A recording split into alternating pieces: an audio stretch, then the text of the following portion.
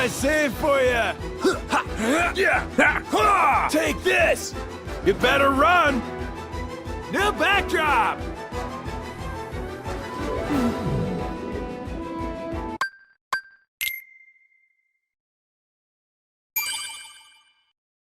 Ice Age: Dawn of the Dinosaurs, the third movie of the, at the time, trilogy of Ice Age films, and introduced a world of dinosaurs that have been living underneath the ice the whole time, and the gang has to deal with the adventures that brings.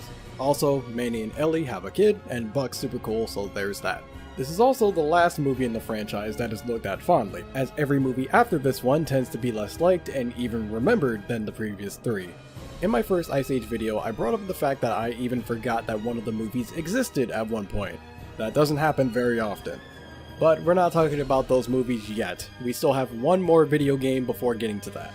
This game is pretty well liked, just about as much as the second Ice Age game, if not more so. It's also the Ice Age game that I grew up with in my childhood, as the third Ice Age movie is also my favorite. So this will definitely be an interesting one going back to after all this time. So today, I'll be looking at the Ice Age: Dawn of the Dinosaurs video game to reminisce on old times.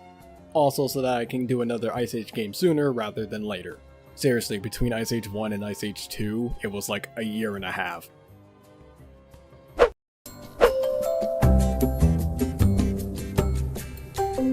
This game retells the events that happened during the movie with a bedtime story told by Sid and Diego to Manny and Ellie's kid, Peaches. I'm gonna be real with you, this is probably the best reason for retelling the movie story I've seen. After everything that happened, you'd more than likely tell your kid about the stuff you saw. Or I guess your pseudo brothers would more than likely tell your kid what you all saw in this case. It's not very different from the traditional retelling that license-based games tend to do, but the reasoning being as good as it is very nice. The only issue with it is that Scrat and... Scrat. Okay, for the sake of not being confused between two Scrats that sound the same, I'm just gonna refer to the female one as Scrat-Tay. The only issue with it is that Scrat and Scrat-Tay don't fit into the storytelling at all. They never meet the main cast and don't even have ties to everything that's going on. It's not necessarily bad, but it's definitely awkward when Sid and Diego talk about their adventures before the game cuts over to two characters that have literally nothing to do with it. It's somewhat like the second game, but on a much smaller scale.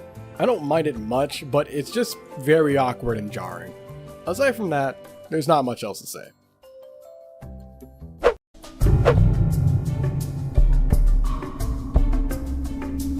I want to start off with the music because if there's one thing that the Ice Age games get right every time with its presentation, it's the music, and this game follows suit with that completely.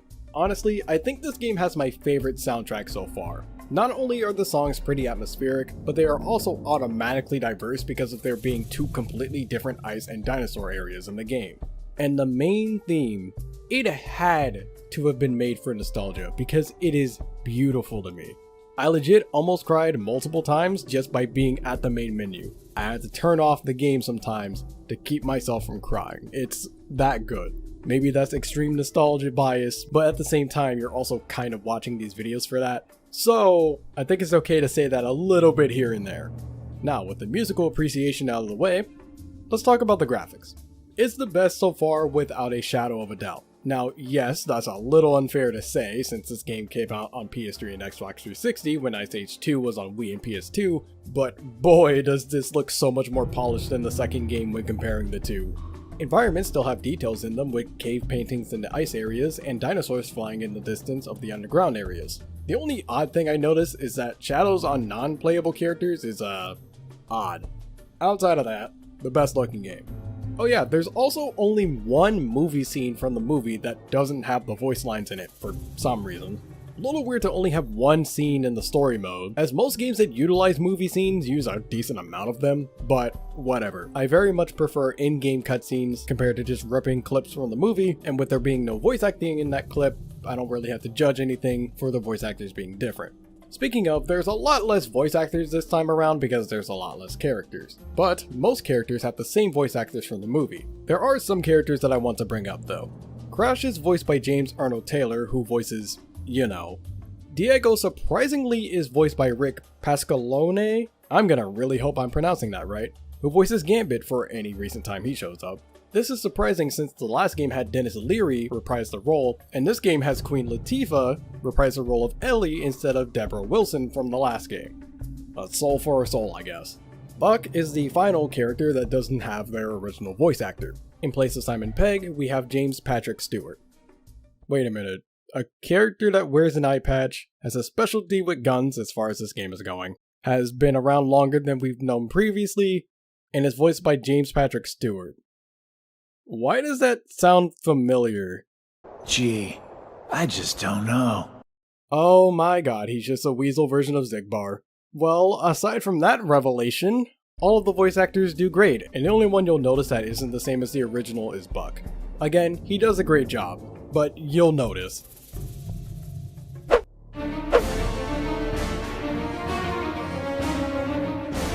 You play as 6 different characters as you go through the cold ice age and the warm dinosaur areas. As Sid, you run around able to attack nearby enemies and objects by smacking them or ground pounding them. He can also pick up projectiles such as acorns and snowballs that he can throw. Around areas, he will have to use a stick to progress by lighting it on fire and burning webs or getting through dark caves. When it isn't lit up, he uses the stick to break down rock barriers.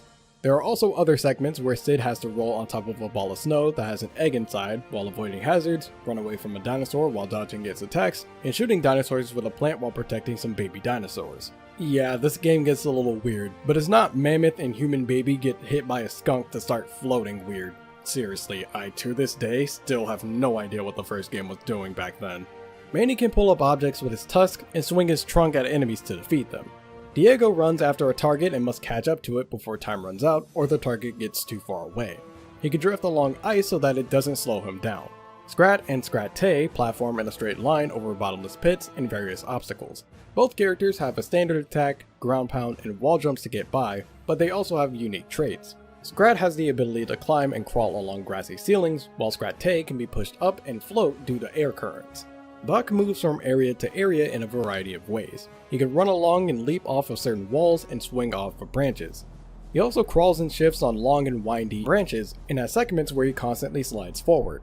Buck does have more than just platforming though, as he, unlike the other characters, uses plant-based weapons that he finds as you progress. The spitting plant fires what looks like pumpkin juice at targets? I don't really know what it is. Leeches are small explosive bombs that are tossed in an arc. The squirt gun is used to suck up either water, which is used for cleaning branches or growing leaves to be used, or sap to close off poisonous gas leads. The spore launcher is the strongest weapon with the lowest amount of ammo that fires spore rockets. In addition to this, Buck uses his whip to swing from one location to another, perform combos on enemies, and scavenge for berries. Speaking of the berries, for each character there are plenty of berries that can be collected throughout the game in a ton of different ways. These berries are used at fast Tony rock structures to purchase upgrades and bonuses such as increased ammo and health capacity and multiplayer minigames. Each level has 3 crystals in them that can be obtained. These crystals, alongside any crystals you get from Fast Tony, are added together at the end of a level. As for the multiplayer, there are 8 minigame types, 4 using sloths and 4 using dinosaurs. There are variations for each minigame, and you can do these variations consecutively in a tournament. Sloth Barge involves knocking each other off of ice while on top of giant snowballs. Basically, if you remember that one Mario Party minigame, it's pretty much that. Sloth Throw has you throw projectiles at each other, earning points for hitting opponents. Sloth Says requires following the movements that are made by Sid. In Sloth Chase, players run away from a dinosaur, with whoever crosses the finish line first being the victor. For dino statues, baby dinosaurs collect berries, and those points are only added if they are not caught by the waking mama dino. Dino Stomp gives points for each panel that has the player's color, and whoever has the most by the end of the time limit wins. Dino Targets is similar to that Sid shooting part where you shoot at other dinosaurs. Dino Skim has the dinosaurs constantly surfing on water or lava.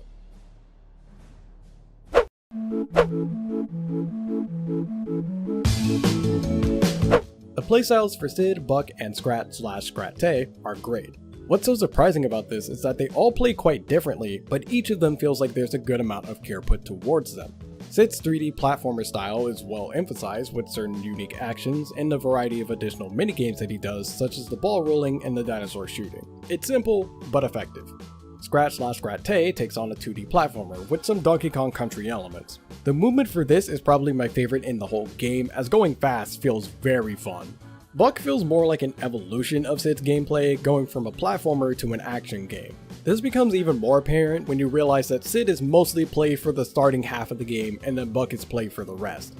I'll also say that Buck's gameplay is the most creative to play, as his platforming parts get more complex later on by combining the multiple ways Buck moves around. The plant-based guns are also a nice touch for combat, giving a fair purpose for the tools.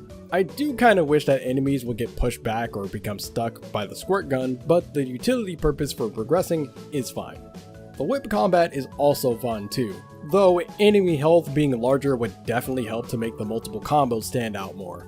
He's also able to control dinosaurs on the ground in some levels, and some entire levels are dedicated to flying around on the pterodactyl, so that's extremely cool. Especially when you're able to fly around in a 3D environment. And again, all of it controls very well.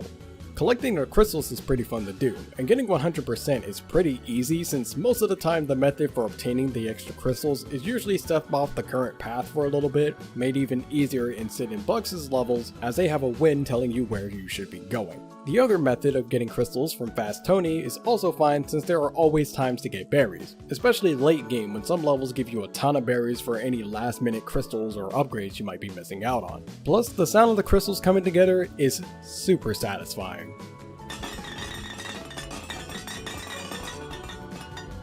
Maybe this is where my obsession with clue bottles and Sly Cooper came from. There are also some additional challenges, some requiring fast times while others are for getting high points. Honestly, these things are just for trophies or achievements since there's no in-game benefit for doing them, but you do actually have to be good at the game to be fast for the speed related ones, so those do feel like you have to earn them instead of being handed to you. Overall, a pathetically easy platinum trophy though.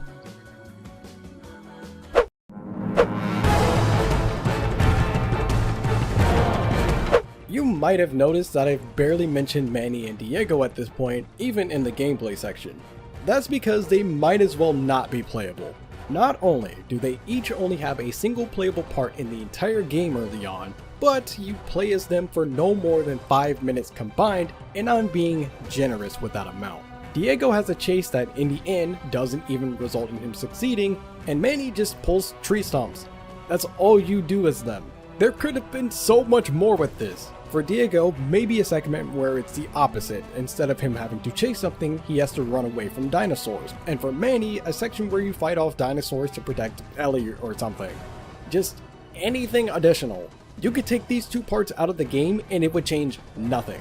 It's pretty much the Kung Fu Panda situation all over again. And the back of the case really wants to entice you by saying you can play as 6 characters, with 2 of them being pretty much non-existent, and 1 of them being a slightly different version of another character. Isn't it oh so convenient that Scrat, Buck, and Sid are the only characters on the back of the game case? Seriously, I despise when games do that.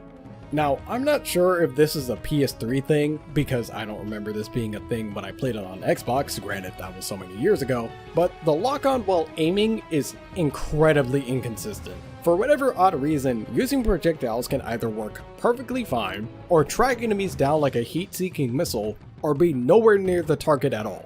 That's also assuming the reticle appears on screen, which, while rare, can still not happen, making aiming almost impossible. Something as important as aiming, especially when about half the game becomes a third-person shooter, should not be this inconsistent to use.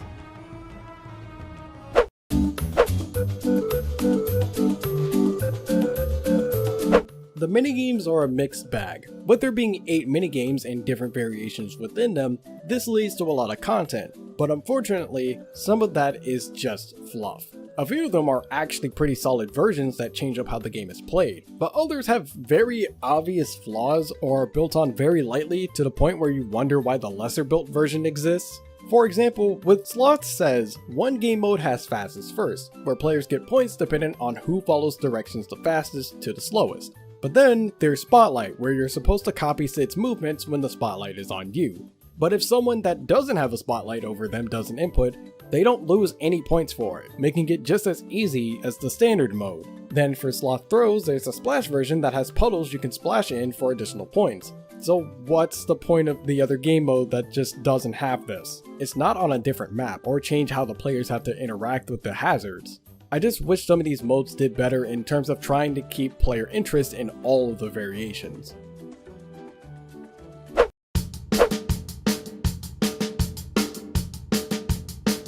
This is probably the best Ice Age game as far as I've played. The presentation and story have very little issues, and the characters that have a fair amount of gameplay are mostly fun minus certain issues. But in terms of preferences, man, Diego and Manny are holding it back from being the absolute pick for favorite game. Honestly, if they weren't playable at all, I'd say this would be my favorite, but there's just that easily missed potential there that ruins the chance of being my solidified favorite. However, I can easily understand someone else saying that this is their favorite Ice Age game. It's simple fun, and that's something that the second game was able to provide as well. The unfortunate thing is, I feel like along with the movies, every game after this point isn't gonna be too good anymore, but that's for a later time. What's going on, my fellow residents? It's me, TheFrozenCavern, and thank you guys for making it to the end of this video. So as I said at the beginning of this video, Ice Age Dawn of the Dinosaurs is my favorite Ice Age movie. I'm not sure about anyone else, but I have nostalgic ties to the third movie. Is it because of Buck? Yes. Is it because of the dinosaurs? Also yes. And I will barrel down on that statement. I don't care. But as far as Ice Age games go, there's only two other ones left. Continental Drift and Scrat's Nutty Adventure, which definitely will be interesting to get to whenever I get to those. But I'll have to watch the movies first because definitely didn't watch those when they came out. I guess the only thing that I can really say left is that I definitely thought this game was longer than it was. I guess I just played the game so many times that I just imagined it was longer for some reason. But I guess nostalgia can do that for you. Also, I thought that there was another Diego race, but then I played through the game and then there wasn't. My nostalgia was giving the game more credit than it deserved.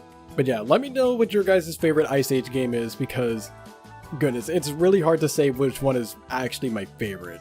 But if you guys have not already, make sure you guys go down to the description below because that's where all of my social medias are located. My Facebook, Instagram, Twitter, and Discord are all in the description, and they're always for you guys to be notified of whenever I make another video or I have an update for the channel. As far as the Patreon goes, if you guys do become a patron, you're able to view the videos a week earlier than on YouTube, including this video and future videos.